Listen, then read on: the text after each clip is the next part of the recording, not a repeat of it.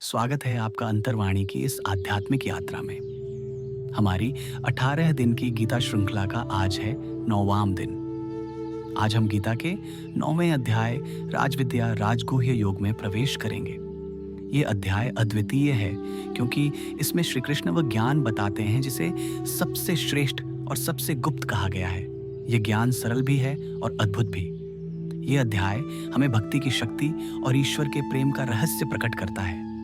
तो आइए मन को शांत करें और डूब जाएं गीता के 9वें अध्याय की इस दिव्य यात्रा में। कुरुक्षेत्र की रणभूमि पर अर्जुन मौन खड़ा था। उसकी आंखों में गहरी जिज्ञासा थी। उसने कृष्ण की ओर देखा और कहा, माधव, आपने अब तक अनेक रहस्य बताए। ब्रह्म का स्वरूप, आत्मा का स्वभाव, कर्म का महत्व, ध्यान का मार्ग, सब कुछ आपने मुझे समझाया।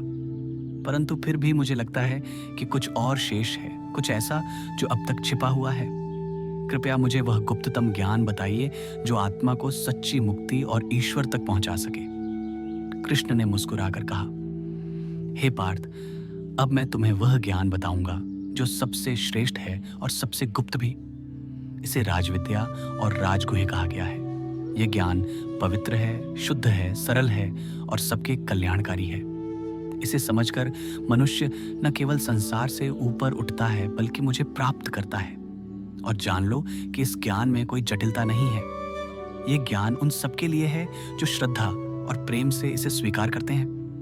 परंतु जो अविश्वासी हैं, जो संदेह करते हैं, वे कभी मुझे प्राप्त नहीं कर पाते और जन्म मरण के चक्र में घूमते रहते हैं। कृष्ण की वाणी गंभीर हो गई। हे अर्जुन, यह संपूर्ण सृष्टि मेरे द्वारा व्याप्त है। मैं ही सबका आधार हूं, परंतु मैं इनमें लिप्त नहीं हूं। सभी प्राणी मुझ में स्थित हैं, परंतु वास्तव में मैं उन सबसे परे हूं। जैसे आकाश सबको अपने भीतर धारण करता है पर उनसे बंधा नहीं है, वैसे ही मैं इस जगत का आश्रय हूं, परंतु इस जगत से बंधा नहीं हूं। यह सृष्टि मेरी शक्ति से उत्पन्न होती है और समय आने पर मेरी शक्ति में ही लीन हो जाती है। मैं ही सृष्टि का कारण हूं और मैं ही उसका संहार करने वाला हूं। अर्जुन ध्यान से सुन रहा था। कृष्ण ने आगे कहा, हे पार्थ, मूर्ख लोग मुझे साधारण मनुष्य समझते हैं। वे मेरी दिव्यता को नहीं पहचानते। वे सोचते हैं कि मैं केवल एक राजा या योद्धा हूं, परंतु वे नहीं जानते कि मैं ही परमात्मा हूं जो इस संपूर्ण सृष्टि का स्वामी है। ऐसे लोग अपनी अज्ञानता के कारण भटकते रहते हैं, परंतु जो ज्ञानी हैं वे जानते हैं कि मैं ही सबका कारण हूं। वे मुझे भजते हैं, मुझे नमस्कार करते हैं और अपने जीवन को मेरे लिए समर्पित कर देते हैं। वे हर क्षण मुझे याद करते हैं और मेरी महिमा का गुणगान करते हैं। उनके लिए कर्म भी पूजा है और जीवन भी भक्ति है। कृष्ण की वाणी अब और मधुर हो गई। हे अर्जुन, मैं ही यज्ञ हूं, मैं ही मंत्र हूं, मैं ही अग्नि हूं, मैं ही आहुति हूं, मैं ही संसार का पिता हूं, माता हूं और आधार भी हूं। मैं ही ज्ञान हूं, मैं ही शुद्धि करता हूं, मैं ही अक्षर ओम हूं। जो कुछ भी है वह सब मैं ही हूं। मैं ही जीवन का रस हूं, मैं ही मृत्यु में काल हूं और मैं ही अमृत भी हूं। जो लोग देवताओं को पूजते हैं वे देवताओं को प्राप्त होते हैं। जो पितरों की पूजा करते हैं वे पितरों के पास जाते हैं। जो भूतों और प्रेतों की पूजा करते हैं वे उन्हीं को प्राप्त होते हैं। परंतु जो मुझे भजते हैं वे मुझे ही प्राप्त होते हैं। कृष्ण ने अर्जुन को देखते हुए कहा, हे पार्थ, भक्त यदि मुझे केवल एक पत्र, एक फूल, एक फल या थोड़ा सा जल भी प्रेम से अर्पित करे तो मैं उसे स्वीकार करता हूं। मुझे वस्तु का मूल्य नहीं चाहिए, मुझे भक्त का भाव चाहिए। मैं भाव से बंधता हूं, वस्तु से नहीं। इसलिए जो भी करते हो, जो भी खाते हो, जो भी अर्पित करते हो, जो भी तपस्या करते हो, सब मुझे अर्पित करो। जब मनुष्य ऐसा करता है तो वह कर्म के बंधन से मुक्त हो जाता है और अंततः मुझे प्राप्त करता है। अर्जुन अब मौन था। उसकी आंखों से भक्ति की ज्योति झलक रही थी। कृष्ण ने और कहा, हे अर्जुन, मैं सबके लिए समान हूं। मैं किसी से घृणा नहीं करता और किसी पर पक्षपात नहीं करता, परंतु जो मुझे प्रेम और भक्ति से भजता है मैं उसके लिए विशेष प्रिय बन जाता हूं और वह मेरे लिए प्रिय होता है। यहाँ तक कि यदि कोई पापी भी सच्चे हृदय से मेरा स्मरण करता है और मेरी शरण में आता है तो वह भी शीघ्र ही धर्मात्मा हो जाता है। भक्त कभी विनष्ट नहीं होता। जो श्रद्धा से मुझे भजते हैं, वे चाहे स्त्री हों, वैश्य हों, शूद्र हों या कोई भी हों, सब मेरे धाम को प्राप्त कर सकते हैं। इसलिए हे अर्जुन, तुम केवल मेरा स्मरण करो और मुझ में मन लगाओ, मैं तुम्हें हर बंधन से मुक्त कर दूंगा। कृष्ण की यह वाणी सुनकर अर्जुन के भीतर भक्ति का ज्वार उमड़ आया। उससे अनुभव हुआ कि कृष्ण केवल उसका सारथी नहीं बल्कि स्वयं परमात्मा है, जो उसे सच्चे मार्ग पर ले जा रहे हैं। कृष्ण ने अर्जुन की ओर देखते हुए कहा, हे पार्थ, यह संसार मुझे जानने का प्रयास करता है, परंतु बहुत कम लोग मेरी वास्तविकता को समझ पाते हैं। लोग देवताओं की पूजा करते हैं, यज्ञ करते हैं, तपस्या करते हैं, परंतु जब तक वे श्रद्धा और भक्ति से मेरे शरणागत नहीं होते, तब तक वे अनंत सुख को प्राप्त नहीं कर सकते।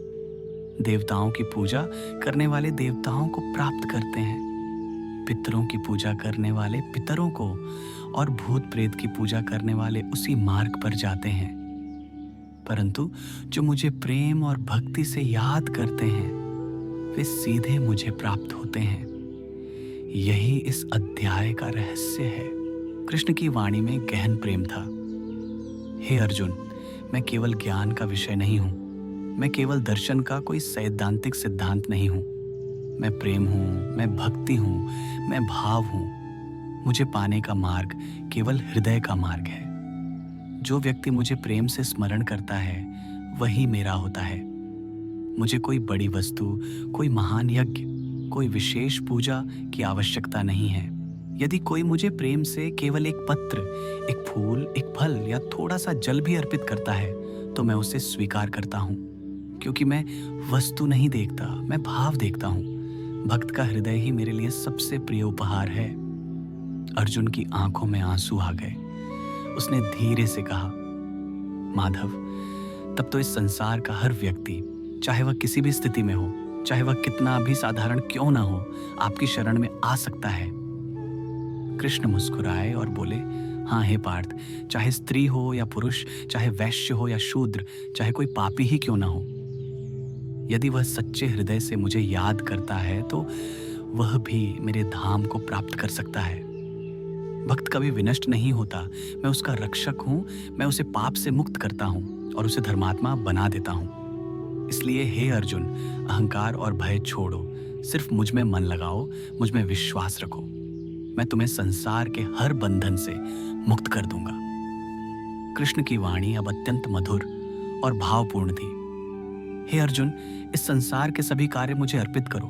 जो भी खाते हो, जो भी करते हो, जो भी अर्पित करते हो, जो भी तपस्या करते हो, सब मुझे समर्पित करो। ऐसा करने से तुम कर्म के बंधन से मुक्त हो जाओगे और अंततः मेरे पास आओगे।